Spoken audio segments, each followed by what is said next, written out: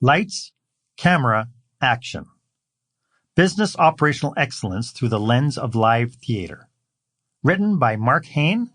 Narrated by Marc Haine. Introduction. In the summer of 2016, a colleague of mine came into my office and asked me if I acted.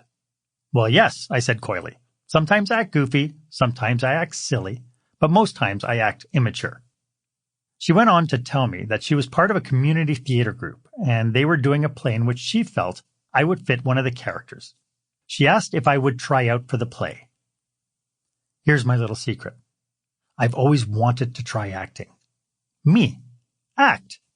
Insert image of Macaulay Culkin in the 1990 film Home Alone splashing cologne on his face and screaming in agony. My fear, of course, is I can't remember what I had for breakfast, let alone having to memorize lines. But I had encouraged my children to take up drama while they were in high school, and I thought I would be a little hypocritical if I didn't explore this opportunity. After all, I was 4 years into Toastmasters, and I knew that unless I am uncomfortable, I don't grow. I thought this was a novel opportunity to get outside my comfort zone and try something new. The play was A Night in Provence, written by Robin Houdin. I was initially cast in the role of the Irishman, Sean, but after a few weeks of rehearsal, the director found out that having grown up in Quebec, I did a mean Fringlish accent. That is, speaking English with a French accent. She immediately switched my role to that of Maurice, the villa owner. Merci beaucoup. We rehearsed 2 or 3 times per week for 3 months. I walked to work with an audio copy of our initial play reading running on my iPhone, saying my lines out loud. I have to tell you, some parents held their children pretty close as I walked past them reciting my lines.